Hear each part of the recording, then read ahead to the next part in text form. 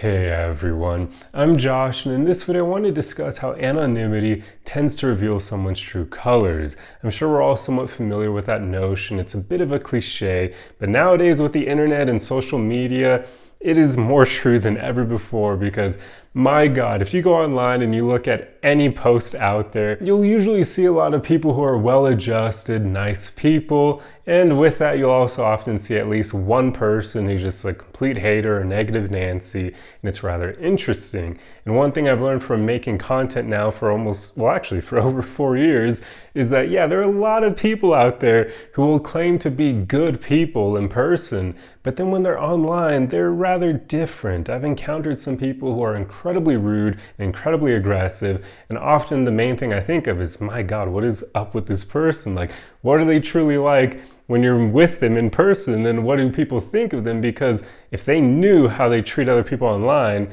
would they think of them differently? And often the answer to that question would probably be yes. But when people are anonymous online, they don't care how others will perceive them because there's no real consequences for their actions, right? Except, I guess, like moderation or something like that. You like on YouTube or Instagram or whatever, like you could get filtered out by the natural moderation tools of those platforms. They could delete your comment or whatever, maybe hide it.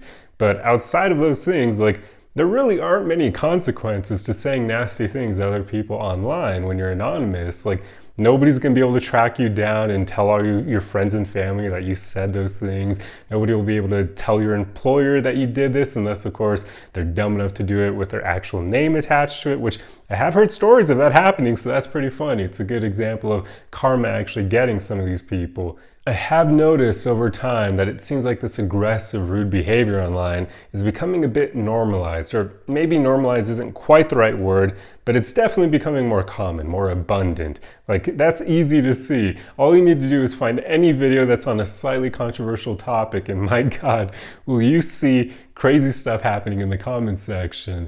Like, that's really all you need to do. Controversial topics are just a cesspool for this kind of behavior. Normal content doesn't really tend to attract this behavior, thankfully, but I mean, even there you can still occasionally find it. So it's just an interesting way of seeing how psychology is impacted by anonymity. And there have been studies showing that, yeah, anonymous situations tend to reveal people's true colors. This is an actual thing, and there's reasons for it, right? Like, when people are anonymous, usually they're thinking there won't be any consequences for their behavior, because yeah, that's often the case, as I already mentioned. Like, what's going to happen to them if they're very careful about hiding their identity? If their username is just a bunch of random letters and numbers, like, what can you do with that? Unless you're like the creator of whatever platform they're on and you have access to their IP and other information. But normal people don't have that information, so people can be incredibly aggressive, rude, and complete bullies online, and there's no consequences for that. So it's really fascinating. And another fascinating thing about this, and this is actually the main reason why I wanted to discuss this topic, is how interesting it is where people can actually believe that they're a good person, like in person, while still being rude and aggressive online. I've encountered this before because I happen to be a gamer, so I enjoy partaking in video games, and there are definitely certain environments I've been in where people can be rather toxic online because, yeah, they're anonymous. And I've actually encountered situations where someone will be very toxic, and when they get questioned about it, they actually reveal that they think they're a good person when they're offline. So then I have to think, does that mean, can someone actually be good, like offline, but then be toxic and rude and aggressive online? I don't know. If you ask me, I don't think that that's quite how things work. I get that life is very nuanced, and you know, it's often the case with stuff like this, especially anything related to personality. But you have to think about the fact that usually when someone's a good person, are they going to have any desire to be toxic online, to attack people for no reason, to be aggressive and a bully? Probably not, right? Because good people don't think about that because they don't have anything to gain from that behavior. Usually only people who are a bit insecure have anything to gain from that because they'll get satisfaction out of bringing other people down to their level. Like, they'll want other people to bite their bait. Usually they call it rage bait, right? Like, they're trying to trigger other people. They want to trigger people. It gives them satisfaction. That immediately tells you this person probably isn't quite good, because if they were, they wouldn't care about engaging in that behavior. They wouldn't derive satisfaction from it. So I would make an argument that for the most part, if someone is consistently toxic, consistently being the key word there, I do not think that's a good person.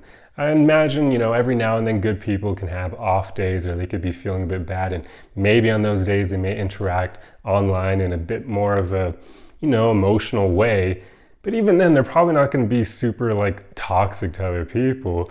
All I'm getting at is, yeah, of course, good people will have off days, but I don't think that will impact their behavior enough to make them do a complete 180 and become like a bully or something. That just doesn't sound realistic. So in general, I would make the assumption that if someone is constantly toxic online, that is not a good person. That's someone who's insecure, they've got issues they're dealing with, and rather than actually going to therapy and being productive, they're taking it out on other people online.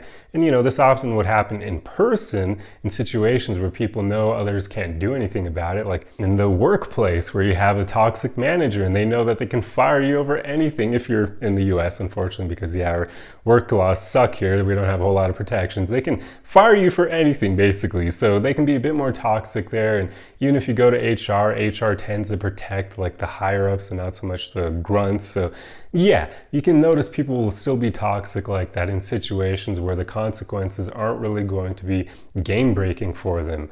But this behavior is obviously a lot more common online where you're completely anonymous.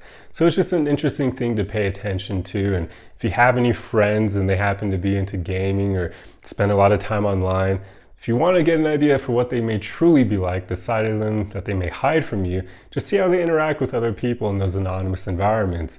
And if you notice that they're a bit more aggressive or they're a bit of a bully, it's probably telling you that your friend has a few issues that they need to work through and that maybe therapy is something that they need. I'm not saying this is always the case, because remember, people can have off days, but if they're consistently like that, there's probably something else going on here. So it's just an interesting thing to pay attention to, and also to remind yourself of whenever you're dealing with these people. It has nothing to do with you.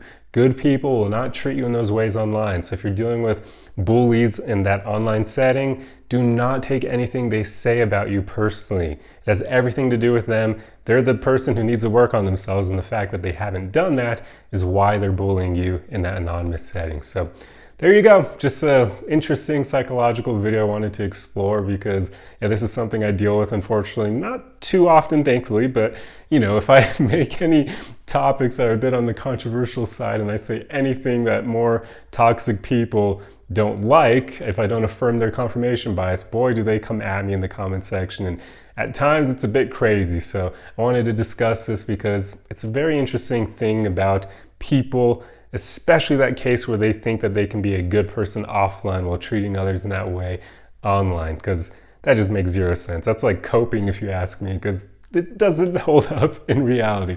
But yeah, that's all I have for you guys in this video.